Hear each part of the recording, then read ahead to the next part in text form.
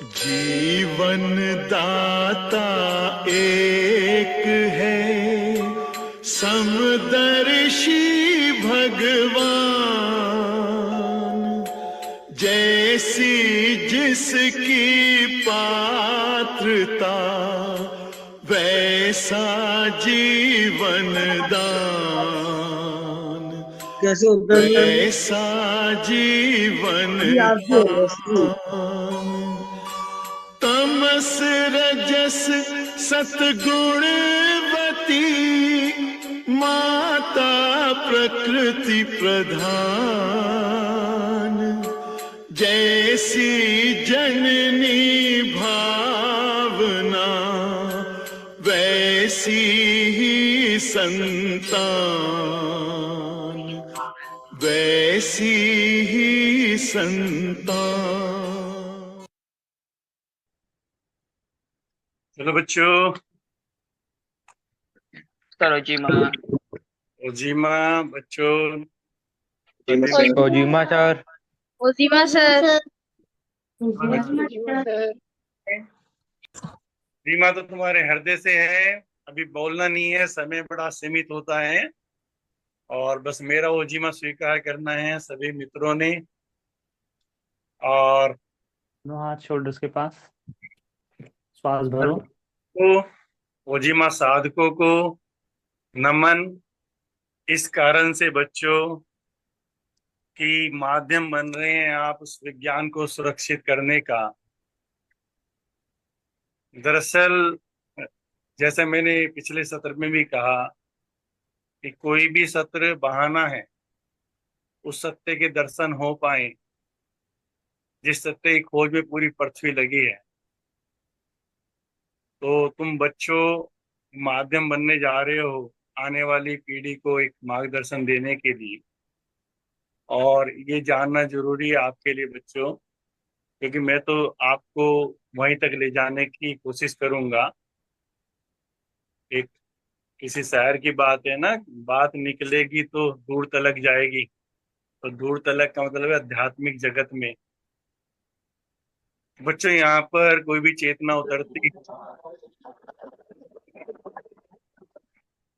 लेकिन निरंतर अनंत काल से यात्रा चलती रहती है। और जब कुछ ऐसा दिव्य शक्तियों के आशीर्वाद से, गुरुओं के आशीर्वाद से कोई चीज जो सत्य के मार्ग पर ले जाने में सहयोगी है, इस तरह का विज्ञान जब प्रकट होता है तो हर चेतना की कोशिश ये रहती है कि वो सुरक्षित रह पाए। इसके पीछे भी ये विज्ञान बच्चों आपने जानना है कि सिखाने से ज्यादा, बताने से ज्यादा उसको सुरक्षित करना जरूरी है।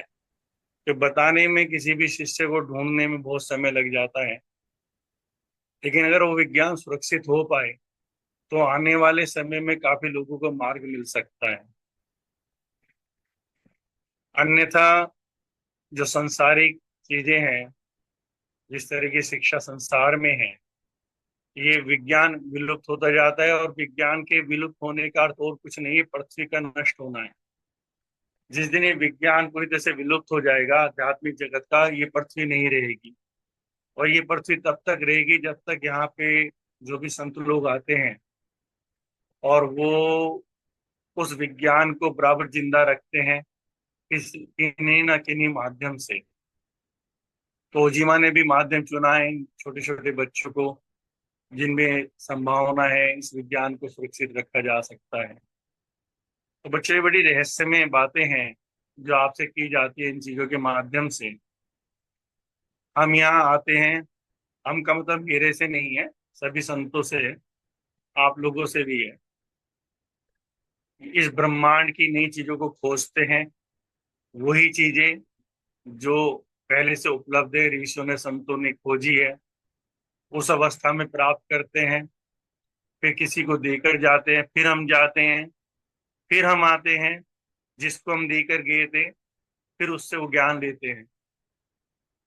फिर वो हमें वो ज्ञान देता है, उससे उस बीच में उस ज्ञान में कुछ और जोड़ दिया जाता है। फिर हम अब अपनी यात्रा वहीं से शुरू करते हैं। तो ये बातें मैं आपको क्यों बता रहा हूँ? मैं आपको ले जाना चाह रहा हूँ उस रहस्यमय जगत में, जो हम इस संसार में, इन शिक्षालयों में, जो स्कूल हमारे खुले हैं, हम भूलते जा रहे हैं। हम हमें बचपन से ये शिक्षा दी जाती है बच्चों कि हमें पढ़ाई करनी है, नौकरी पानी है, धन कमाना है, शादी करनी है, बच्चे करने हैं, बच्चों की शादी करनी है, फिर चले जाना है। और ये रहस्यमय जगत की बातें इसलिए की जाती हैं, संत लोग करते हैं, ताकि वो इस पृथ्वी का, इस ब्रह्मांड का, इस गैलेक्सी का, तो यहाँ पर बहुत खोज करनी होती है अपनी चेतना। हमने कभी यात्रा शुरू की थी अपनी अनंत जन्मों पहले, हमें वही पहुंचना है जहां से हम यात्रा शुरू करें। हम खेल खेल में कुछ हमने वॉल्यूम कम कर दिया। किया, जुड़े, पानी बनिया,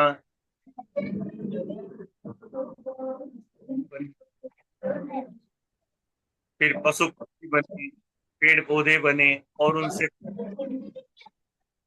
और फिर हमें उसी स्थिति हमने में जा, बंद कर दे। मनुष्य के रूप में आए। Alexa stop. तो हमें उन्हें उसी स्थिति को पकड़ना है, हमने यात्रा शुरू करी थी।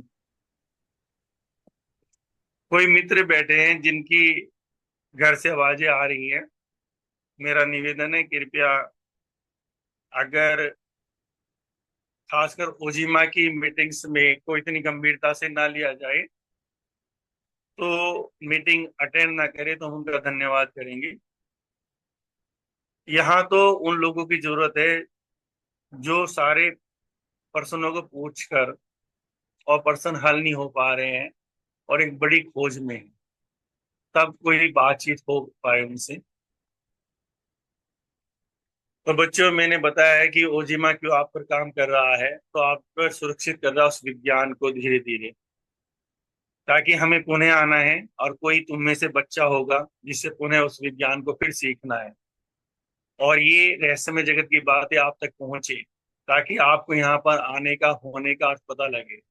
हम किन चीजों में पड़ जाते हैं, क्या क्या चीजें हमें दिखा दी जाती हैं, हम फिर भूल जाते हैं, फिर हम इसको, शरीर को छोड़ना होता है, और झटके के साथ एक घटना होती है। जैसे हम रात को स्वप्न देखते हैं ना बच्चों, सुबह उठते हो स्वप्न था, बस ऐसे लगता है स्वप्न था। अन्यथा अगर हम प्रयास करें गुरुओं के, संतों के मार्ग का, तो हम जान सकते हैं हमारा होना क्या है। अभी भी इस सत्र में कम से कम 20-25% लोग ऐसे होंगे बच्चों, जो बराबर हम लोग एक साथ काम कर चुके हैं। तो मैं ये बातें करने के लिए तुम्हारे साथ हूँ, ताकि तुम उस जगत की यात्रा कर सको। यहाँ पर कई लोग ऐसे हैं जो हम पूर्ण जन्मों में कार्य कर चुके एक साथ, लेकिन हमको नहीं मालूम। और ये परमात्मा की व्यवस्था है, और ये सुंदर व्यवस्था है। मालूम होने पे ज्यादा नुकसान है हमको, ना मालूम होने पर नहीं। वो व्यवस्था ऐसी है परमात्मा की, क्योंकि हम हमारी चेतना अलग है, मन अलग है, और प्रवेश हमें किसी और घर में करना है जो माता पिता से हमको मिला है मकान। अगर हमें स्वयं उस वक्त ज्ञान होगा, ये बड़ी गहरी बात मैं बता रहा हूँ, क्योंकि मुझे तुम्हें बहुत गहरे रहस्यों में लेके जाना है, ताकि तुम भूल पाओ इस संसार को। अन्यथा नहीं भूला जा सकता। सारी दुनिया कहती है संसार ऐसा है, संसार ऐसा है, दुख है। नहीं, जब तक ऊपर का ज्ञान नहीं उतरेगा संसार नहीं भूला जा सकता। लेकिन जब ये रहस्य में बातें उतरेंगी, तब तुम संसार समझ पाओगे कि संसार में हम क्यों हैं, और क्या करना है संसार में, और कैसे अपनी यात्रा करनी है। तो जब हम कोई शरीर लेते हैं माता पिता का, उसमें प्रवेश करते हैं बच्चों, तो आसानी होती है उन्हीं कोष्ठों को खोलने की। कोष्ठों से मतलब मेरे सेल्स से है, ब्रेन सेल्स से है। तो वो चेतना अगर वो स्वयं अपने विषय में जानने की और अपना जो लेकर आई उससे खोलेगी, तो उसके लिए बहुत मुश्किल होगा उसका जो अनुभव है। और उसको शुरू में उसी शरीर से यात्रा करनी होती है बच्चों, जो माता पिता से मिला है, क्योंकि वो पहले से तैयार है। माता पिता का हंसना, ऐसे आप देखते हैं बच्चों का भी हंसना वैसा ही होता है। बच्चों में कोई झलक माँ की मिलती है, कोई पिता की मिलती है। तो वो इसको समझना है तुम, 8-10 साल तक वो बच्चों जो है माता पिता जैसी हरकत करता है, तो वो सेल्स को उनको खोल के उसे अपने पूरे शरीर को विकसित करना होता है। ये परमात्मा की बड़ी सुंदर व्यवस्था है। अगर वो स्वयं को जान लेगा उस वक्त अपने बारे में बच्चों, तो वो विकसित नहीं हो पाएगा। क्यों नहीं विकसित हो पाएगा? माता पिता उसको बीमार समझेंगे, जबकि वो गहरी चेतना लेकर आया है। माता पिता जो नए चिकित्सक है उनके पास उसको ले जाएंगे, चिकित्सक उस पर प्रयोग करेगा नए नए मेडिसिन के, ना तो वो इस समाज का रह पाएगा और ना उस शरीर का रह पाएगा, तो बेकार हो जाएगी उसकी चेतना। तो इसलिए परमात्मा की इतनी सुंदर व्यवस्था है कि वो धीरे धीरे हमें सब भुलवा देता है, और फिर हम पहले अपने शरीर को पूरा विकास करते हैं, फिर धीरे धीरे बाहरी गुरु कोई आकर हमें समझाता है कि हम यहाँ पृथ्वी पर क्यों थे और तुम्हारी यात्रा कहाँ से शुरू हुई, और यही गुरु की भूमिका है। यानी कि बड़े से बड़ा संत भी आएगा, कोई भी आएगा, तो पुनः उतने गुरुओं की जरूरत पड़ेगी। यानी भगवान राम आए, हम मानते हैं कि वो पहले से चेतना उतरी है, अगर ऐसा है तो उनको गुरु की जरूरत पड़ी। भगवान कृष्ण को जो गुरु की जरूरत पड़ी, जबकि वो सबको जानते थे। पर व्यवस्था ऐसी नहीं है। तो मैं ये बातें क्यों करता हूँ? भ्रमों से निकालने के लिए। बहुत भ्रम में हम लोग पड़ जाते हैं, और जब तक इन भ्रमों में हम पड़े रहेंगे तो हम उस चेतना के विकास की यात्रा नहीं कर पाएंगे। चारों तरफ से समाज हमें बहुत झूठी चीजें मिक्स करके देती है। तो उसमें कुछ तो सत्यता होती है जो हम ग्रहण करते हैं, पर झूठ ही झूठ होता है, और हम भ्रम में, उन सपनों में खोए रहते हैं। किसी को ईश्वर मानते थे, ईश्वर मानते, भगवान कृष्ण, बस हम खो गए।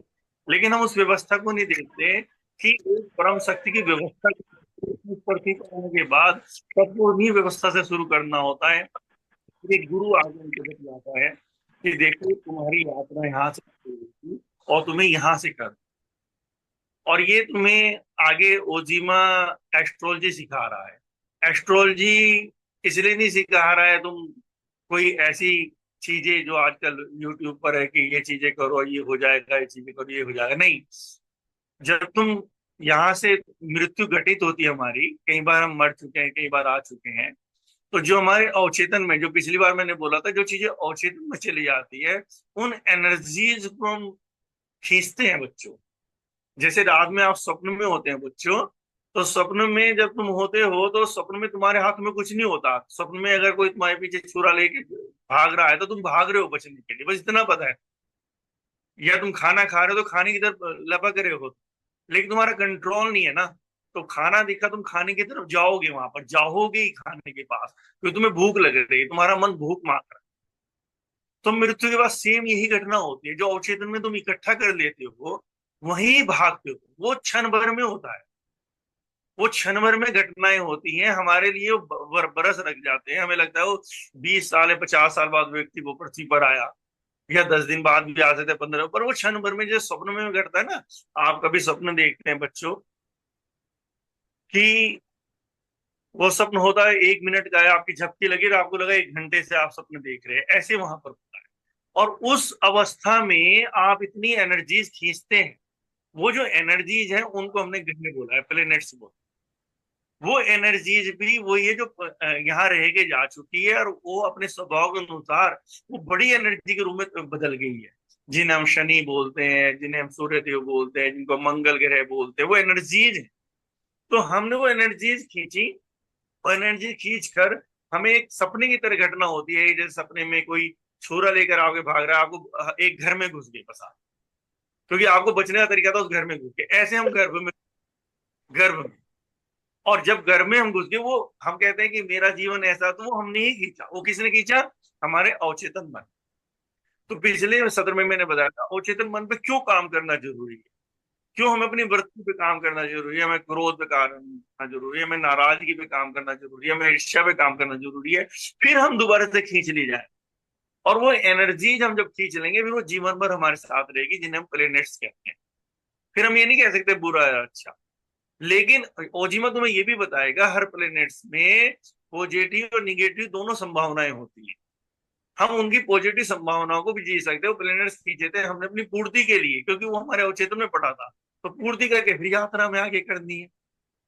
तो ये बातें क्यों कर रहा हूँ? बात तो चक्र की है, चक्र का सेशन है। पर ये चक्र के सेशन तो यूट्यूब पे बहुत सुन लोगे आप चक्र को एक्टिवेट करना भी शुरू करोगे, वहां लोभ में पड़ जाओगे, लालच में पड़ जाओगे, शक्तियों में पड़ जाओगे।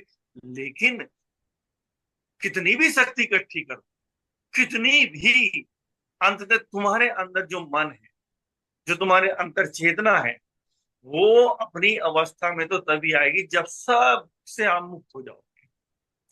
तो यहां से फिर ये बात मुझे तुम्हारे अवचेतन तक पहुंचानी है बच्चों, कि एक एक वृत्ति पर किस तरह से काम करना, अपने अवचेतन पे कैसे काम करना है। और वो काम होता है गुरुओं की वाणी से, गुरुओं के साथ संवाद से, गुरुओं के साथ सत्संग से, और इस तरह के सत्रों में भाग लेने से वो काम होता है। तो कल भी मैंने प्राणी हीलिंग का आपको भेजा था, केवल इसी कारण भेजा था कि आप जरूर जुड़े, कुछ मिले ना मिले, फिर भी बहुत कुछ मिलेगा। इस वक्त जब इस तरह के आयोजन होते हैं, बहुत दिव्य शक्तियां, आप उन्हें दिव्य शक्तियां कह सकते हैं, हम साइंस की भाषा में उनको एटम्स कहते हैं। अगर हम साइंस की भाषा में बात करें, वो एटम्स हैं जो ऑलरेडी एक्टिवेट हो जाते हैं उस वक्त, और वो एक्टिवेट हो जाते हैं, उनमें बहुत संभावनाएं हैं, वो तुम्हारी सारी दिशा बदल सकते हैं। उन्हें आप दिव्य शक्तियां कह सकते हो, क्योंकि वो एटम्स किसी भी दिव्य शक्ति का एक एटम होगा। जो यहाँ पर संत होंगे उनका कोई एटम होगा और वो वहां पर पहुंच जाएगा और वो आपको एक्टिवेट कर दे और वो आपके अंदर प्रवेश भी कर जाएगा। ये विज्ञान भी मैं आगे खोलूंगा कि आप कैसे यहाँ बदल जाते। तो मैंने पिछले सत्र में एक चीज कही थी, बार बार इन डायरी में बातों को लिखो जो जी मैं तुम्हें बता रहा है, तो तुम्हें भ्रमों से बचाना कि ईश्वर को कभी पाया नहीं जा सकता। बड़ी अटपटी बात लगेगी आम संसार के लोगों को, सब कुछ जमीन के नीचे से निकल जाएगा, कभी किसी ने नहीं पाया। ईश्वर हुआ जा सकता है, ईश्वर पाया नहीं जा सकता, ईश्वर हुआ जा। जो भी ईश्वर को पाने चले इस पृथ्वी पर, उन्हें कभी कोई ईश्वर नहीं मिला, वो ईश्वर हो गए। तो कैसे हो गए? वही एटम्स, जो एटम्स वो लेकर पैदा हुए थे, वे धीरे धीरे निकलने शुरू हो गए, दूसरे एटम उसमें प्रवेश कर गए। अब वो एटम्स हैं, वो एटम्स कौन से? वो दिव्य शक्ति हो गए हैं, वो संतों के एटम्स है, वही एटम्स है, वो कोई भी प्रवेश कर सकते हैं। तो इस विज्ञान को तुम्हें जानना है बच्चों, कैसे चीजें बदलती हैं, और इन विज्ञान को जानने से तुम्हें पता लगेगा तुम्हें अपना संग कैसा लगना है। अगर आप बुरा संग रखोगे तो बुरे एटम्स आप में प्रवेश कर जाएंगे, एक दिन आप बुरे ही हो जाओगे, तुम्हें नहीं पता लगेगा कब बुरे होगे। अगर तुम अच्छे लोगों से संबंध रखोगे तो वो एटम तुम में प्रवेश करेंगे और एक दिन तुम अच्छे ही हो जाओगे, तुम्हें नहीं पता लगेगा। और अब हम बात करेंगे मूलाधार चक्र की। अब इसको थोड़ा समझेंगे। तो आप ये चक्र आज देख रहे हो बच्चों, तो ये हमारे रीढ़ के अंतिम छोर पे होता है। इसमें आपने देखा है एक हाथी दिखाया हुआ है, ये प्रतीक चित्र है और ये पशु है। तो यहाँ पे अब हम मूलाधार चक्र की बात कर रहे हैं। जो मूलाधार चक्र है आपके जो रीढ़ के अंतिम छोर पर है बच्चों, ये मूलाधार चक्र का जो स्वभाव है ना, ये हाथी वाला स्वभाव है, ये जानना है। ये पूरी साइंस है, कैसे स्वभाव है। तो यहां से फिर भी एक साइंस को आपको जानना है कि एक इंटेलिजेंसी हमारे अंदर काम कर रही है बच्चों। इंटेलिजेंसी की में जो भी एटम्स हमने इकट्ठे किए हैं, उन एटम से हमारी सेल्स बनी है, उन एटम्स की एक समझ। जब भी हम किसी भी रूप में आए, प्रकट हुए, घर में प्रवेश किया, माता पिता से हमें जो मिला, हम जो पिछला लेकर आए, जो हम कलेक्ट कर रहे हैं, तो हम पूरे एटम्स हैं हमारे शरीर में पूरे, उनसे सेल्स बन रही है, ठीक है ना। तो जो एटम्स हैं वो एनर्जी के रूप में जो प्रवाहित हो रहे, जो एनर्जीज है पूरे, उनकी एक समझ है, और वो जो समझ है वो अलग अलग मार्गों को जा रही है। तो जो वो जितनी भी समझ है हमारी इस संसारिक मार्ग से यात्रा करने के लिए जो परम शक्ति ने व्यवस्था दी है कि मनुष्य को जिनसे गुजरना होगा, जो उसका स्वभाव है, वो स्वभाव को जानते हुए उनसे कैसे मुक्त हो सकता है। तो वो जो नाड़ियां मूलाधार चक्र में से होके जा रही है, ठीक है ना। ये मूलाधार चक्र देख रहे हो ना, रीढ़ के अंतिम छोर दिखाया हुआ है, रीढ़ का बिल्कुल आखिर में, यहाँ पर ही मूलाधार चक्र, ठीक है बच्चों। तो ये जो नाड़ियां हैं, तो इनका जो स्वभाव है ना, जब योगियों ने जाना, ये कैसे बिहेव करती हैं। तो उन्होंने देखा भाई कैसे बताएं, आप किसी कोई शिष्य बैठा है उसको कैसे बताएं इनका कैसा बिहेव है। तो उन्होंने देखा जो ये एनर्जी जो नीचे की तरफ हमारी एनर्जी है जो मूलाधार चक्र में है, जो एनर्जी हमारे मूलाधार चक्र में, इसका स्वभाव तो हाथी वाला है। हाथी दिखाया ना शुरू में, अभी हाथी का चित्र देखा था ना आपने, ये, हाँ, ये हाथी वाला। तो अब आपको समझ में आया कि आपके अंदर प्रश्न उठ सकता है कि मूलाधार चक्र देखो तो आप हाथी की फोटो आप कहेंगे आध्यात्मिक यात्रा हाथी क्यों बनाए। तो वो जो एनर्जी है बच्चों हमारे अंदर जो मूलाधार चक्र में बैठी है, उसका पूरा स्वभाव जो वो वहाँ एटम्स जो हैं जो काम कर रहे हैं एनर्जी के रूप में, तरंग के रूप में, वो हाथी जैसा। अब ये जानना है हमें कि वो स्वभाव जो मूलाधार चक्र का है वही स्वभाव हमारा हुआ जो मूलाधार चक्र पे काम कर रहे हैं, वो हमारे अंदर है। तो वो जो नाड़ियां वहां से जा रही हैं उनका स्वभाव कैसा हुआ, हाथी जैसा। फिर हमें हाथी, योगियों ने बताया कि हाथी का जो स्वभाव है, अब हाथी का स्वभाव समझेंगे, वो हमारी नाड़ियों का स्वभाव है, वही सब हमें अपने अंदर मिलेगा। हाथी क्या होता है बच्चों, बहुत बलशाली होता है, बहुत ताकतवर होता है, इतनी ताकत होती है पेड़ को उखाड़ देता है। तो मूलाधार चक्र हमारा सब चक्रों में सबसे ज्यादा बलशाली चक्र, ये बेसिक चक्र, इसके अंदर इतनी शक्ति है, अगर ये एक्टिव हो जाए तो जो हाथी कर सकता है वो ये कर सकता है। हाथी हमेशा झुंड में चलता है, आपने देखा है हाथी कभी अकेला नहीं, झुंड में चलेगा जब भी चलेगा। तो क्यों क्यों बताया योगियों ने हाथी का, क्यों कहा कि हाथी झुंड में चलते हुए देखेंगे आप। तो इसके अंदर इतने शक्तिशाली होने के बावजूद भी एक असुरक्षा का भाव होता है, एक असुरक्षा इसके मन में बनी रहती है। जब हाथी का निरीक्षण किया योगियों ने, मूलाधार चक्र का किया, इसलिए झुंड में रहता है, इतना शक्तिशाली होने के बावजूद भी झुंड से अलग नहीं रहता है बच्चों ये। तो यही हमारी इस मूलाधार चक्र का स्वभाव है, ये हमेशा असुरक्षा महसूस करता है। ये आसक्ति, अटैचमेंट का चक्र, इस चक्र पे हमें बहुत अटैचमेंट होती है। जैसे हाथी को आपने देखा होगा, अपने बच्चों से, सबसे बच्चे उसके साथ रहते हैं, बलशाली होने के बाद भी वो बंधा हुआ है। तो यानी कि यहाँ ये योगी जन हमें बता रहे हैं, जब हमारी ऊर्जा मूलाधार चक्र पे होती है, हर व्यक्ति की ऊर्जा किसी न किसी चक्र पे है, वैसे सारे चक्रों में जा रहे हैं, किसी चक्र पे पूरी पावर से जा रहे हैं। तो हम व्यक्ति के स्वभाव को जान सकते हैं, स्वभाव को देख के जान सकते हैं उसकी ऊर्जा कहाँ पर अभी फंसी हुई है। अगर व्यक्ति के अंदर बहुत ज्यादा असुरक्षा का भाव या अटैचमेंट है, तो उसकी ऊर्जा अभी मूलाधार चक्र पर है। इसमें किसी को अपने अंदर गिल्टी महसूस नहीं करनी, ये सभी की हमारी ऊर्जा मूलाधार चक्र पे। ये भी जब तक व्यक्ति आध्यात्मिक यात्रा में प्रवेश नहीं किया, उसने साधना नहीं की, उसने उन चीजों का प्रयोग नहीं किया जो योगियों ने हमें दी है इसको शुद्ध करने के लिए, तब तक हमारी सबकी ऊर्जा, सबके अंदर हमारे असुरक्षा का भाव और हमारे अंदर आसक्ति होती, अटैच चीजों से जुड़ा। तो इसमें ना कोई छोटा ना बड़ा, हम सब एक उस पे खड़े हैं। योगी लोग थोड़ा सा इससे फिर ऊपर करते हैं। तो ये तो अभी हम मूलाधार चक्र को समझ रहे हैं कि जब नाड़ियां अभी हमारी सारी ऊर्जा हो सके, मतलब जो ऊर्जा पीछे से हम लोग ले रहे हैं उसमें 100% से 80% हमारी मूलाधार चक्र से जा रही है, क्योंकि बलशाली है। तो जितने भी लोग अगर आपको मिलेंगे बहुत मेहनती, रात दिन, इसमें कोई जो मैं बता रहा हूं हमें छोटा बड़ा नहीं समझना है, किसी को दुर्भाव, किसी को गलत नहीं समझना है बच्चे, इसका ध्यान रखना। योगी जन अपनी साधना में कभी किसी और की तरफ उंगली नहीं उठाते, वो केवल उंगली उठाते हैं अपनी तरफ। उन्हें दुनिया से कोई मतलब नहीं, वो देखते मेरे अंदर कौन सा रोग है। तो इसलिए जो भी चीज हम समझ रहे हैं, हमारी आदत होती है स्वभाव की दूसरे में देखनी, नहीं, हमें अपने अंदर देख। तो जो भी लोग बहुत, आज दिल्ली, आज बॉम्बे, आज यहाँ पैसा कमाने के लिए, पैसा कमाना है, मकान बनाना है, ये करना है, वो करना है, इन सब की ऊर्जा, थकते नहीं है, सारी रात नहीं थकते, पूरा काम करते हैं, इन सब लोगों की ऊर्जा मूलाधार चक्र की। अब इसमें कोई छोटा बड़ा नहीं, लगभग आप 80-90%, 95% लोग इस पृथ्वी पे देखोगे जो मूलाधार थे, क्योंकि वो क्या कर रहे हैं, वो पूरे दिन मेहनत कर रहे हैं, केवल पैसा कमाना, मकान बनाना, गाड़ी लेना, यानी जो फिजिकल चीजें हैं, ये चक्र फिजिकल जो है भौतिक चीजें उससे जुड़ा हुआ है।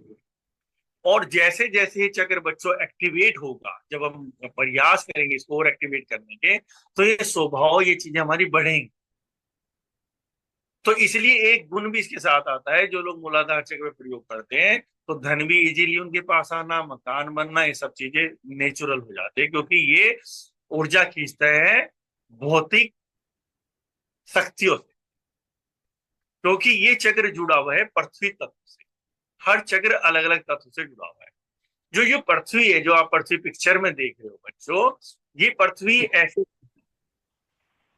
जैसे मैंने आपको बताया पिछली बार, एक हमारी फिजिकल बॉडी है जो हम आईने में देखते हैं, एक हमारी एनर्जी बॉडी है। जब तुम मेरे यहाँ साथ प्राणायाम करते हो, कुंडलिनी अभ्यास करते हो, देखो चार एनर्जी बनती है, हमारी एनर्जी बॉडी है। ऐसे ही भी एनर्जी बॉडी है, वो बहुत महत्वपूर्ण। ये पृथ्वी से जो हम लोग जुड़ते हैं, पृथ्वी पर चलते हैं, तो पृथ्वी फिजिकल बॉडी है इसकी, तो ये स्थूल शरीर है इसका, लेकिन इसकी एक एनर्जी बॉडी।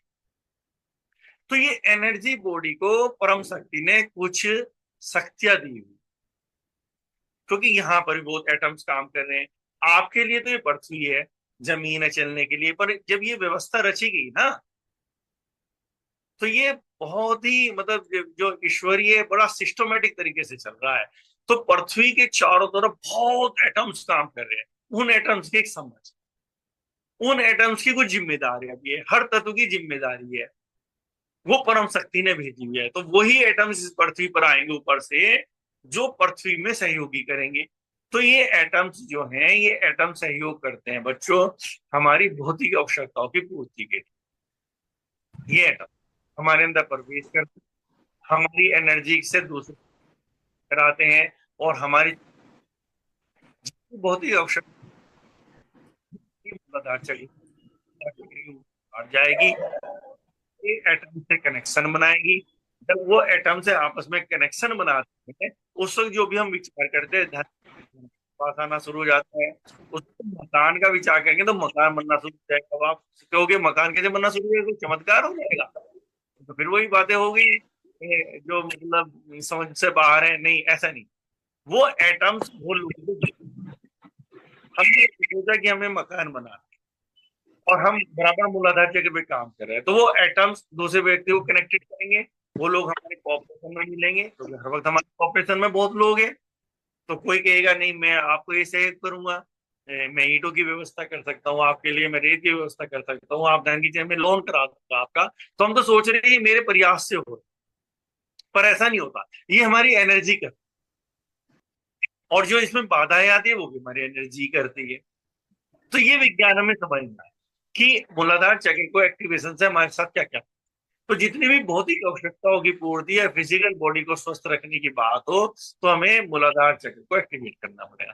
मूलाधार चक्र एक्टिवेट जब होगा, तो ये पृथ्वी की एनर्जी को अपने साथ कनेक्शन बनाने लगेगा। कनेक्शन अभी भी बनाया हुआ है, लेकिन अब ये बहुत शिथिल तरीके से बस हमारे जीवन को पूर्ति कर रहा है। और मूलाधार चक्र अगर हमारा एक्टिव नहीं है, तो जो भी लोग गरीब लोग रह जाते हैं, जो पैसा नहीं होता, मकान नहीं होता, तो मूलाधार चक्र उनका उस दिशा में एक्टिवेट नहीं होता है, उनका कोई भाव ऐसा नहीं होता है, कोई बहुत सारी साथ चलता है। लेकिन जैसे जैसे मूलाधार चक्र एक्टिवेट होगा, तो ये चीजें हमारे साथ। अगर मूलाधार चक्र एक्टिवेट, जैसे मैंने बोला है, यहाँ एक बात और समझिए आपने, तो इतने धनपति लोग हैं, राजनीतिक लोग हैं, अधिकारी लोग हैं, मतलब अच्छे भी और बुरे भी, अच्छे भी बुरे भी, तो उनका सब मूलाधार चक्र एक्टिवेट है। अगर उनके पास बहुत धन है, पैसा, तो नेचुरल मूलाधार चक्र है। तो हम लोग यहाँ पे एक पर्सन उठता है शिष्य का गुरु से, कि अगर मूलाधार चक्र इन सबका इतना खंडन कर रहे हैं, गलत काम कर रहे हैं, कब्जा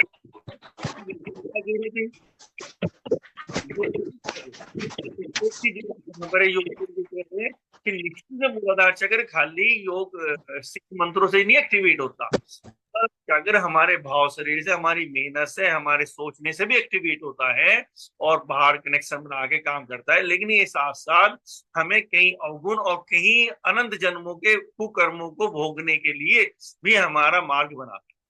तो जैसे जैसे हम अगर गलत मार्ग से मूलाधार चक्र को एक्टिवेट करते हैं तो हमारे जीवन में असुरक्षा का भाव और आसक्ति बढ़ती चली जाए।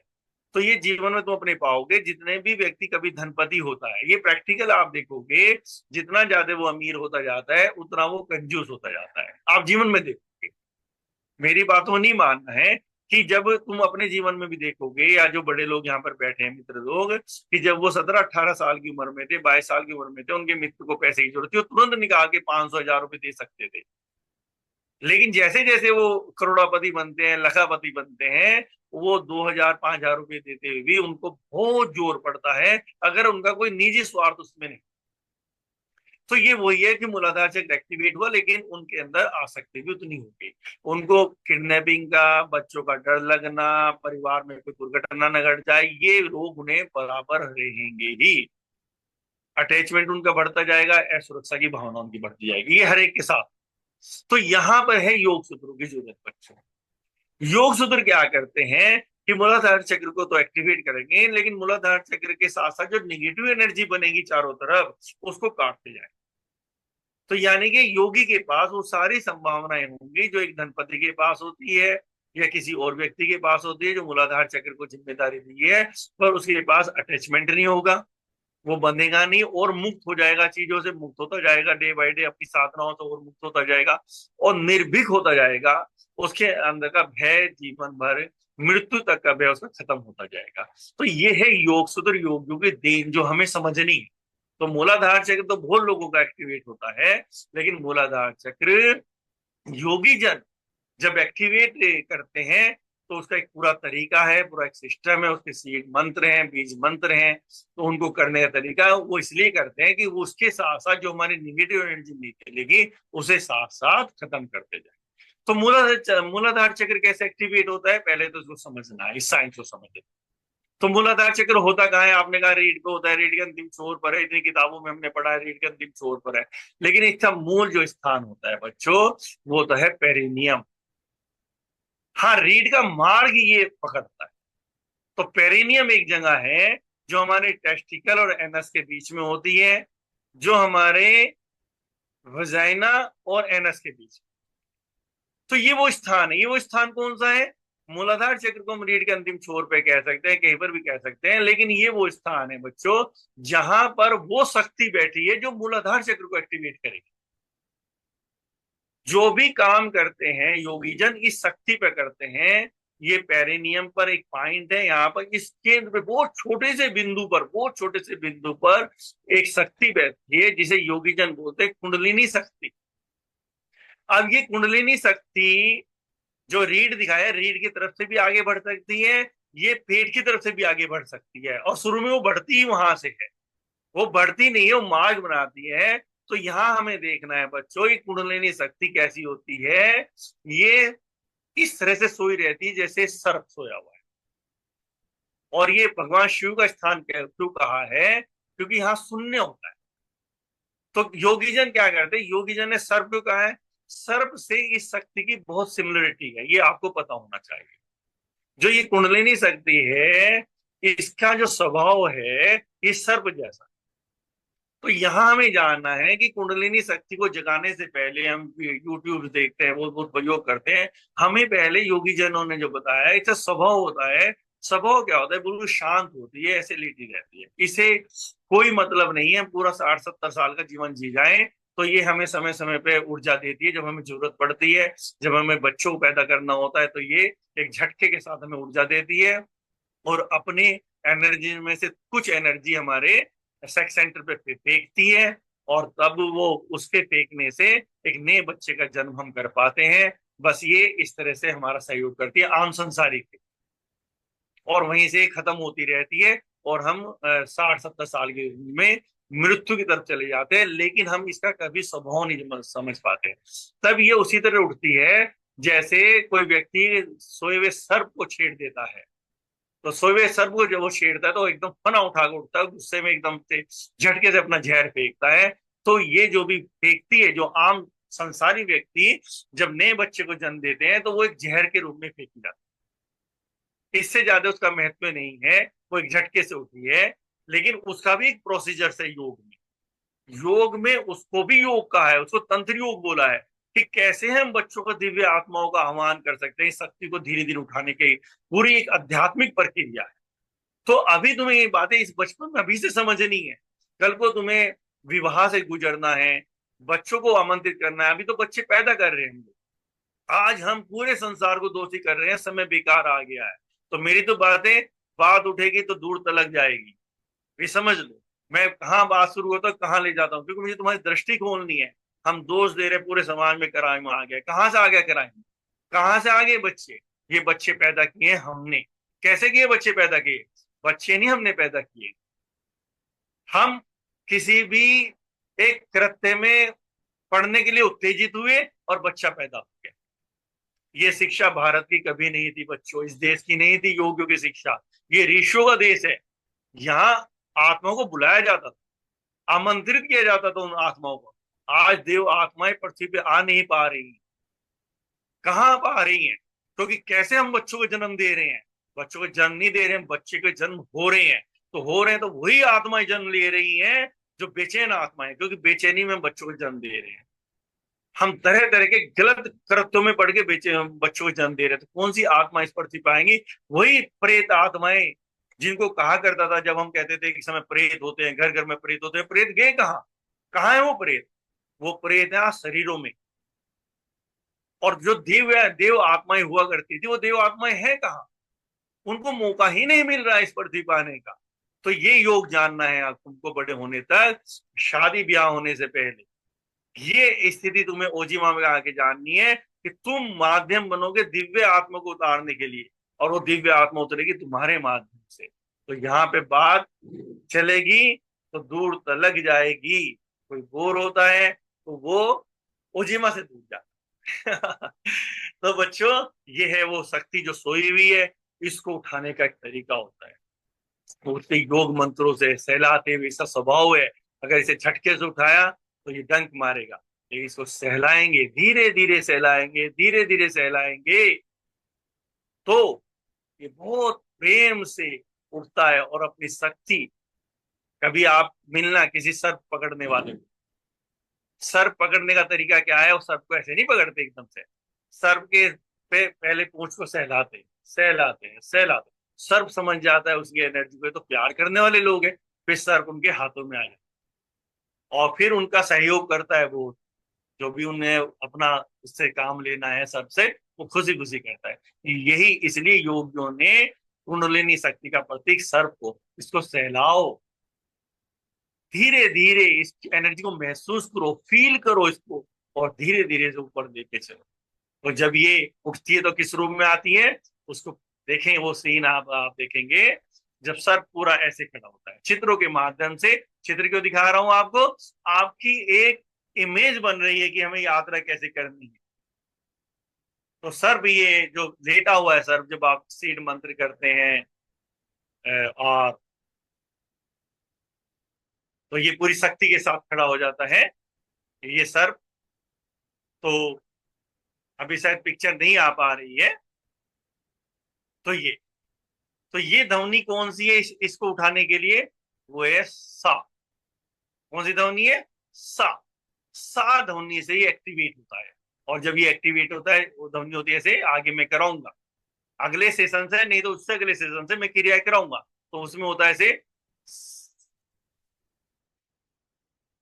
तब ये शक्ति उठती है बहुत प्रेम से, और फिर ये हमको कुछ देना चाह रहा। लेकिन इससे भी पहले बहुत बातें, और 10 बजे मैं खत्म भी कर दूंगा, चाहे बात मेरी अधूरी हो चाहे पूरी हो। तो लेकिन इससे जानने से पहले भी बहुत कुछ जानना जरूरी है बच्चों, जो इस समाज ने हमें पूरे पर्दे में डाल दिया। इस शक्ति को जगाने की हम बात कर रहे हैं, पर वो विज्ञान, वो शिक्षा ना स्कूलों में ना परिवारों में। माता पिता डरे बैठे हैं बच्चों से बात करते, स्कूल शिक्षक डरे बैठे हैं। ये सारी शक्ति को जगाने का, उस परम शक्ति को पाने का जो परमात्मा ने जो स्थान हमारे दिया है, वो है बच्चों जेनिटल पार्ट हमारा। ये जो जेनिटल पार्ट है हमारा, ये जिसे हमें गुप्त रखा जाता है, इनके बातें में बात करते ही हम लोग दूसरे को करेक्टर से जोड़ लेते हैं, कभी गिल्टी करते हैं, कभी शर्म करते हैं। लेकिन अगर हम यही नहीं बताए तो हम ईश्वर के बारे में भी कभी नहीं बता सकते। और केवल केवल हमें घुमाया जाता है इस पृथ्वी पर उन ऐसे ऐसे पंडितों के द्वारा जो मिले होते हैं सत्ताओं से, राजनेताओं से मिलकर काम करते हैं कि जब तक हम इन्हीं चीजों में घूमते रहेंगे, कभी आरती, कभी ये कर दिया, कभी कर दिया, हम सुखी नहीं होंगे। सुखी नहीं होंगे, दुखी व्यक्ति ही वोट देने भी जाएगा और बार बार उनका जो भोजन है उनका भोजन बने। एक्चुअल में है जानना है इन पाठ। और मैं आपसे बताऊं, ये पाठ केवल इसलिए गुप्त नहीं रखे गए कि ये कोई गंदे पाठ, ये पाठ रखे गए, ये सिक्रेट पाठ है, ये पवित्र स्थान है। तो पवित्र स्थान को जैसे हम लोग बचा के रखते हैं, उनको कोई चोट नहीं आने देते, इन पे कोई प्रहार ना हो जाए, कोई चोट ना हो जाए इन पर, क्योंकि यहाँ पर में सारी नाड़ियां ईश्वर ने हमको दी है, जिन नाड़ियों को एक्टिवेट करके हम परम शक्ति में विलीन हो सकते हैं। तो वो कौन कौन सा है बच्चों? हमारा पीनस, हमारा वजाइना, हमारा पेरिनियम और हमारा एनस। ये चार केंद्र जिनमें समस्त वो नाड़ियां हैं जो सीधे ब्रेन में पीनियल ग्लैंड्स को एक्टिवेट करती है। तो ये विज्ञान नहीं बताया जा रहा है कहीं पर और हमें गुमराह किया जाए। अगर हम इस विज्ञान को नहीं बताएंगे कि ये टेक्निक्स कैसे, हम इनको गुप्त क्यों रखते हैं? हम गुप्त क्यों रखते हैं? ये हमारी ईश्वरीय शक्ति के प्रतीक है, हमारी ईश्वरीय शक्तियां यहाँ बैठी हैं, हमारा परमात्मा इस रूप में यहाँ बैठा है। हम इसको सुरक्षित और शुद्ध रखना। तो यहाँ ये मैसेज जो जीवा तुम्हें देना है, दे रहा है बच्चों, जब तक विज्ञान पूरा खुल के ना आए, इसको सुरक्षित रखो और इसको शुद्ध रखो। शुद्ध रखो इस स्थान को, इस स्थान की पूजा करो, क्योंकि इसमें वो नाड़ियां हैं जो तुम्हें परम शक्ति से मिल पाएंगे। और वही पूरे योग का शास्त्र है। ये तुम्हें देख रहे हो, ये पिक्चर किसकी है? तुम्हें बड़ा अजीब रहेगा, ये बातें नहीं होती हमारे बीच में कहीं पर भी। ये पिक्चर एनस की है। ये एनस जो केवल हम मल मूत्र बाहर करने के लिए यूज करते हैं आम संसारी, पर इसमें ही सारी वो नाड़ियां हैं जो आगे तुम्हें प्रयोग कराए जाएंगे, जो तुम्हारे बराबर ब्रेन को एक्टिवेट करेंगे, और कहीं नहीं है। और यही वो ऊर्जा है। अगर ये ऊर्जा नहीं उठाई गई, इस ऊर्जा का रूपांतरण नहीं किया गया, तो हम परम शक्ति को कभी नहीं पा सकते। अगर जो लोग कहते हैं वो भ्रम में है, क्योंकि जो मार्ग बनाया है ईश्वर ने, उस मार्ग को हम जानते हुए, उसको समझते हुए, उससे गुजर कर इस ऊर्जा का रूपांतरण करते हुए, इसको दिशा बदलते हुए ही हम उस परम शक्ति तक पहुंचते हैं। ये पूरा तप का क्षेत्र है, साधना का क्षेत्र है। तो बिना साधना, बिना तप के, बिना इसको सुरक्षित रखे, बिना इसको शुद्ध रखे, हम उस परम शक्ति को नहीं प्राप्त कर सकते। तो मेरा समय पूरा हो गया। अब मैं आगे ये विज्ञान पूरा खोलूंगा, नाड़ियों के बारे में आपको बताऊंगा, इन नाड़ियों पे कैसे कैसे बीज मंत्र काम करते हैं और कैसे ये घूमती हुई एनर्जी को उठाया जाता है। तो ये आगे के मेरे सेशन में जो इंटरेस्टेड होंगे वो बैठें, और बैठें म्यूट होकर बैठें, कुछ जानने के लिए बैठें, कुछ प्यास के लिए बैठें। तो बात है, इसलिए नहीं बैठे किसी लोभ के कारण बैठना, कुछ ऐसा हो जाएगा, यहाँ तो सब कुछ छीन लिया जाएगा आपका। और जो होगा वो तुम खुद ही कभी जान पाओगे क्या होना है, क्या हो सकता था और क्या होना चाहिए। तो अंतिम 2 मिनट रह गए हैं, 2 मिनट हम ध्यान करेंगे और आज की प्रार्थना करेंगे। उसके बाद मैं तो नहीं कहता, लेकिन माँ गीता का ये भाव रहता है कि शेयरिंग जरूर हो। किसी का भाव हो शेयरिंग का, वो कर सकता है, क्योंकि माँ गीता का बहुत बड़ा योगदान है सोजिमा को उस स्थान पे पहुंचाने के लिए। तो वो कर सकता है, जो जाना चाहेगा ध्यान के बाद वो जा सकता है। मेरी हर क्लास में हर व्यक्ति स्वतंत्र रहता है, केवल प्यास से जुड़े लोग बने रहे बस साथ, ये मैं भी अपना सौभाग्य समझता हूँ। तो बच्चों ध्यान में थोड़ा हम जाएंगे। ध्यान का सूत्र जो ओजीमा में है, आंखें बंद कर दो। शरीर को शांत करो बच्चों। शरीर जो मेरा जमीन पे रखा है उस स्पर्श को महसूस करो। शरीर मांस मज्जा हड्डियों का शरीर जमीन पर रखा है। उसके भार को महसूस करो। मेरे शरीर का भार, मैं नहीं, मेरे शरीर का भार। पेट को महसूस करो, कमर को महसूस, कंधों को महसूस करो, कंधों के भार को महसूस करो बच्चों। मेरे कंधों के भार, मैं नहीं, मेरे कंधों का भार। सिर को महसूस करो, सिर, मेरे सिर का भार। पूरे शरीर को महसूस करो बच्चों, पूरे शरीर के भार को। मेरा शरीर, मैं नहीं, मैं हूं शरीर में, शरीर से जुदा, सब कुछ जानने वाला। मेरा शरीर, मेरा वाहन, मेरी यात्रा का परम शक्ति द्वारा, मेरे माता पिता द्वारा दिया गया सुंदर वाहन, जिसको मुझे और सुंदर बनाना है ताकि मैं बड़ी उड़ान भर सकूं। हौसपूर्ण हो जाओ शरीर के प्रति। सारा ध्यान चेहरे पे लाओ बच्चों। देखो इस नासिका में एक वायु को अंदर जाते हुए, वो नासिका से जाती है, गले से, छाती से, और देखो पेट तक जा रही है ना। देखो फिर इसका मुड़ना देखो, फिर छाती, गला। अच्छा ये नासिका से बाहर आ गई। अच्छा बाहर आते देखो बच्चों, इसको देखो कहाँ तक जाती है। अब ये क्यों लौट रही है अंदर, देखो ये अंदर क्यों लौट जाती है। अच्छा अंदर गई ना ये, अभी बाहर क्यों आ रही है बच्चों, देखो। तो कौन है ये इसको जो अंदर भेज देता है, बाहर भेज देता है। ये है वो परम सत्ता, परम शक्ति। ऐसे नहीं हमें परमात्मा का पता लगेगा। हमने तस्वीर देख ली, हम खुश हो गए, कोई ऊपर बैठा है। तो ये शरीर, ये श्वास जो मैं देख रहा हूं, और कौन देख रहा है बच्चों, मैं। ना मैं शरीर हूं, ना मैं श्वास हूं, मैं हूं शरीर में, शरीर से जुदा, सब कुछ जानने वाली। ऐसे हौसपूर्ण हो जाओ शरीर के प्रति, अपने इस मंदिर के प्रति। बस मैं हूं, और अपने होने के प्रति सजग हो जाओ बच्चों। शरीर के प्रति, श्वास के प्रति, ध्वनियों के प्रति।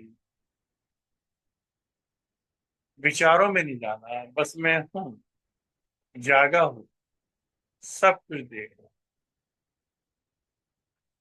शरीर में भी हूं, शरीर के बाहर भी हूं, मैं हूं। मैं शरीर को दूर से भी देखता हूं, मेरा शरीर रखा है। जैसे आप किसी दूसरे शरीर को देखते हो, ऐसे बाहर खड़े होकर अपने शरीर को देखो जो जमीन पे रखा है। कमर की तरफ से भी देखो, सिर की तरफ से भी देखो। ये मांस मंचा का शरीर जमीन पे रखा है, लेकिन मैं तो हूं जानने वाला। ये अवस्था ही मेरी अवस्था है। मैं कौन हूं, जब मैं सजग हूं तो मैं ही हूं। ना शरीर ना श्वास, बस मेरा होना ही। जब मैं सजग हूं तो मैं शरीर में भी हूं, शरीर के बाहर भी हूं, मैं सबसे जुड़ा भी हूं। मैं ही हूं जो सब में, मैं ही हूं जो सब मुझ में है। मैं सब में, सब मुझ में। तो इसी अवस्था में बच्चों, ओजिमा की 3 प्रार्थनाएं, अंतिम प्रार्थना, क्योंकि अवचेतन को खाली करना है। याद करो बचपन से अब तक की कोई घटना जो हमारे द्वारा किसी के हृदय को आहत हुआ हो। भाई को, पिता को, माता को, बड़े हैं तो बेटे को, बेटी को, और सगे संबंधी को, पड़ोसी को, ऑफिस में किसी के कभी हृदय को हमने आघात पहुंचाया, धन के कारण, पद के कारण, बड़े होने के कारण, पशु को, पक्षी को हमारे द्वारा आघात पहुंचाओ कभी बचपन में, याद करो, उसकी जिम्मेदारी लो बच्चों। हाँ मुझसे हुआ था, ये अपराध मुझसे हुआ था। भगवान शिव को दे, जब आप एनर्जी में होते हैं तो सारी एटम्स, धाराएं जो परम शक्ति से जुड़ी है, हमसे जुड़ी होती है। और जैसे ही हम अपनी जिम्मेदारी लेते हैं, हम उस ऋण से 50% मुक्त हो जाते हैं। अब बच्चों, दूसरी प्रार्थना, अब कल से अब तक की या पिछले एक सप्ताह से अब तक की कोई घटना याद करो, जो किसी ने हमारे दिल को आग पहुंचाया हो, याद करो। परिवार में किसी ने ऐसी बात की, हमें बहुत चुभी हो, बुरी लगी हो। सगे संबंधियों में किसी ने ऐसी कोई बात करी जो हमें बहुत बुरी लगी हो। मित्र ने, शत्रु ने, किसी ने भी हमारे दिल को चोट पहुंचा, उसका चेहरा सामने लाओ, उसको माफ कर दो। हो सकती है उसकी अज्ञानता हो, कोई कारण हो, उसे क्रोध आ रहा हो, उसने अपना रेशन कर दिया हो। क्योंकि हमें तो मुक्त होना है, हर संबंध से मुक्त होना है, तो उसको माफ कर दो। माफ करते ही हम अपनी तरफ से रस्सी काट देते हैं। अब उसने रस्सी बांधी हो, मैंने तो अपनी रस्सी काट दी, उसको माफ कर दिया। अंत में बच्चों, दोनों हाथ जोड़ेंगे, हृदय के सामने लाएंगे, हाथों को मिलाएं। याद करो हमारे पास क्या क्या पॉजिटिव है। देखो, हम पूरे दिन मांगते रहते ना, हे भगवान ऐसा है, भगवान ऐसा, हमें ये नहीं मिला, हमें ये नहीं मिला। देखो, पापा है हमारे पास, मम्मी है, भाई है, क्या हमारे पास अपना मकान भी है, क्या हमारे पास पैसा है, हम अच्छे स्कूल में पढ़ रहे हैं, जो भी जिस रूप में पॉजिटिव है। बड़े लोग हैं, क्या बेटा है, बेटी है, पति है, पत्नी है, मित्र हैं। अच्छा, कुछ नहीं होता, बहुत से बस कुछ ना हो, पूरा शरीर है, दो आंखें हैं, दो कान है, जिह्वा है बोलने के लिए, दो हाथ है पूरा काम करने के लिए। वो कितने लोगों से ऊपर है, कितने लोगों से ऊपर है, कितने लोग है। किसी पे एक पैर है, किसी पे एक आंख है, किसी पे दोनों आंखें ही नहीं है। कोई सुन ही नहीं सकता है, कोई बोल ही नहीं सकता है, अपनी बात कह ही नहीं सकता, कोई गुरुजनों की भी भाषा नहीं सुन सकता, वो कोई ग्रंथ भी नहीं पढ़ सकता। अगर उसे समझ में आ गया आध्यात्मिक यात्रा, ग्रंथ ही नहीं पढ़ पाएगा। हे परमात्मा, इतना ऊपर रखा है। तो उस परम शक्ति का हृदय से धन्यवाद, कितनों से ऊपर रखा है।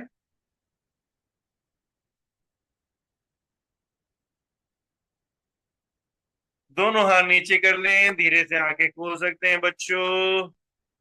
और कोई भाव, कोई पर्सन, अति आवश्यक पर्सन अगर कोई हो, गहरा, जो कभी लाभप्रद हो सके, और जिन मित्रों पे समय का अभाव हो, तो वो गिल्टी ना समझे, वो जो जाना चाहे, क्योंकि सभी की समय की व्यवस्था है। आप इतने समय के लिए बैठे, इस सत्र के लिए, परमात्मा की इस व्यवस्था के में आप भागीदार हुए, इसके लिए तो हम लोग भी नमन करते हैं। और कोई भी व्यक्ति, मित्र जाना चाहे तो बिल्कुल जा सकते। माँ गीता संभाले आगे, जब तक मुझे बैठना है मैं बैठा रहूंगा। जी ओझिमा, रोजी आ, एक औपचारिकता ही सही होगी, लेकिन हाँ, ये कहना चाहूंगी कि यदि किसी मित्र के मन में कोई भाव हो, कुछ शेयरिंग हो, कोई जिज्ञासा हो, कोई प्रश्न हो, तो हैंड रेज करें, जिससे कि हम आपको अनम्यूट कर सकें। क्योंकि बीच में कुछ अव्यवस्था हो रही थी, व्यवधान था, इसलिए हमने उसकी सेटिंग थोड़ी सी चेंज की है। तो हैंड रेज करें तो हम आपको अनम्यूट कर सकेंगे। और बाकी तो उमेश जी जो पन्ने खोलते हैं, जिस रहस्य जगत में हमें ले जाते हैं, वो अपने आप में एक बहुत लंबी यात्रा होती है। और प्रायः ऐसी यात्रा के बाद में बहुत कुछ कहने सुनने को शेष नहीं रहता। और उसके साथ भले ही हमने 2 मिनट का एक छोटा सा ध्यान, 2 से 5 मिनट का लगभग किया, लेकिन जैसा मैंने पहले भी कहा था कि उमेश जी का जो पूरा का पूरा सत्र होता है, वो सच कहा जाए तो वो ध्यान सत्र ही होता है। और अभी पिछले दिनों किसी मित्र की भी हुई कुछ पंक्तियां मैं पढ़ रही थी, जहां पर उन्होंने ये कहा था कि ध्यान सत्र लंबा कितना है ये उतना महत्वपूर्ण नहीं है, बल्कि ध्यान सत्र में जितनी भी देर हमने ध्यान किया है उसकी गुणवत्ता कितनी है, ये शायद ज्यादा महत्वपूर्ण है। और आज के सत्र ने इस बात को सिद्ध किया है, इस बात की प्रामाणिकता को सिद्ध किया है। मुझे तो निश्चित रूप से ऐसा ही लगता है। बाकी मित्रों में से अगर किसी को कुछ कहना हो तो बस अंतिम कुछ क्षण आपकी शेयरिंग के लिए।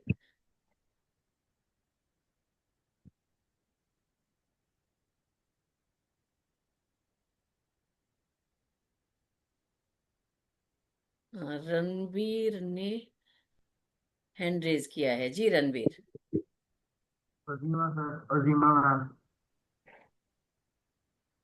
मैम मेरा क्वेश्चन था कि जैसे हमें अभी उमेश सर ने बहुत अच्छे से क्लियर किया था कि जो मूलाधार चक्र होता है वो हमारी भौतिक इच्छाओं को, जैसे धन दौलत घर, इन सबको पूरा करता है। और अगर किसी का एक्टिवेट कम हो या ना हो तो वो गरीब रह जाता है। तो अगर कोई गरीब व्यक्ति इसका उच्चार करे, इसे एक्सेप्ट करने की कोशिश करे, तो क्या वो नॉर्मल जैसे लोग होते हैं, मतलब गरीब से उठकर अमीर हो सकता है? रणवीर, मैं अब कोई इधर से सुन नहीं रहा। अगर माँ गीता ने सुन लिया तो मेरे मोबाइल पे आजकल साउंड जी कम आ। तो माँ हाँ। गीता, रणवीर क्या पूछना चाह रहे हैं? रणबीर ने ये प्रश्न किया कि उन्होंने कहा कि सर ने बहुत अच्छी तरह से समझाया, और एक बात ये हुई कि यदि मूलाधार चक्र सक्रिय होता है, काम अगर उस पर किया जाता है तो वो धन संपत्ति देने वाला भी होता है।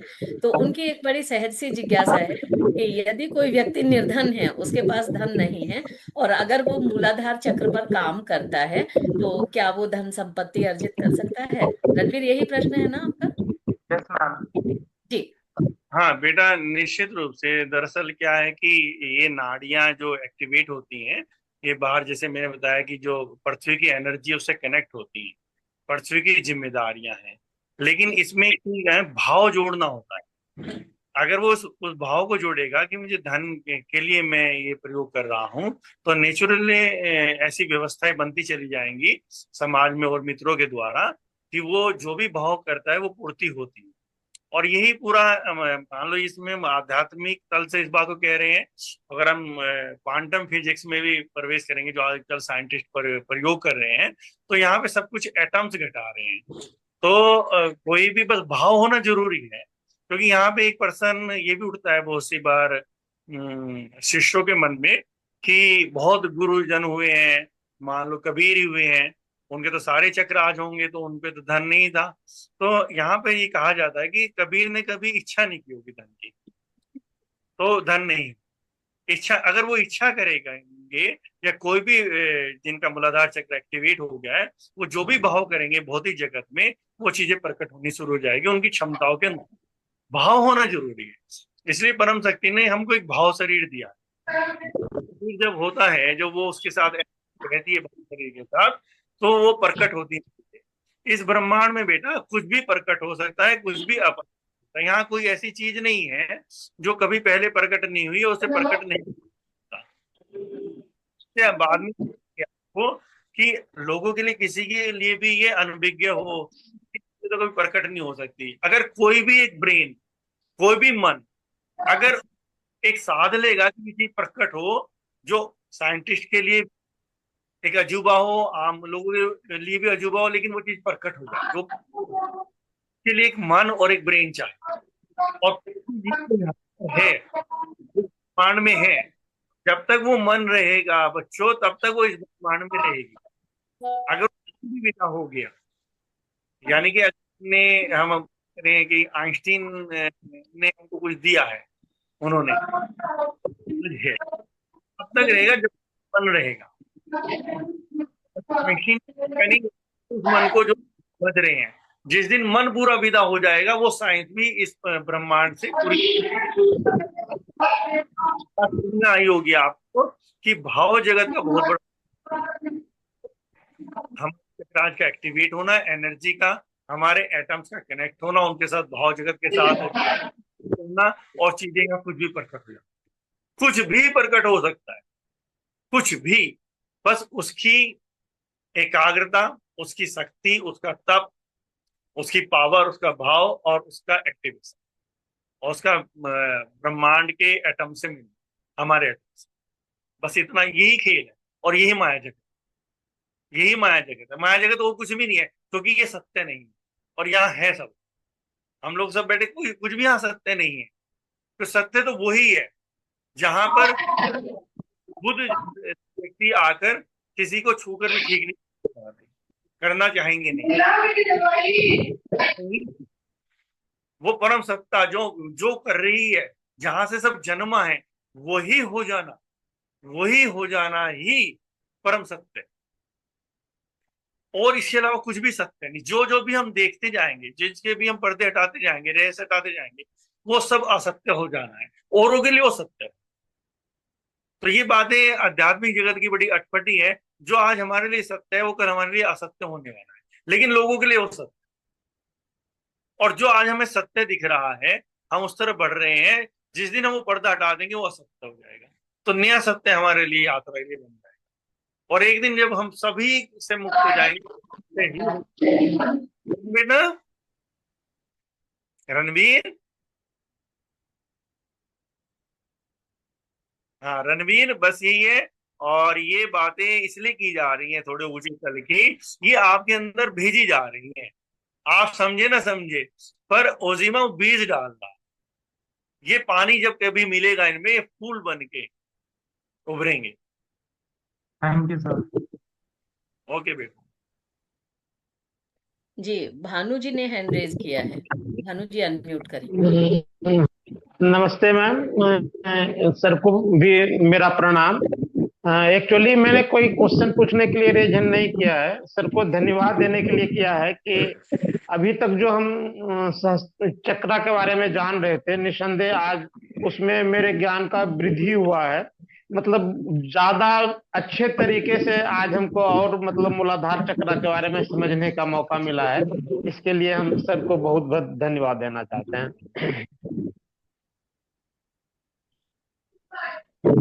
जी, बहुत बहुत धन्यवाद सर। धन्यवाद भानु जी। उमेश सर का बहुत बहुत धन्यवाद। इस चक्रास को नए तरीके से मुझे जानने का अवसर मिला आपके माध्यम से, और उस एटम का जो नॉलेज मुझे नए तरीके से मिला, तो उसके लिए बहुत बहुत धन्यवाद सर। इस सुंदर से सत्र के लिए धन्यवाद।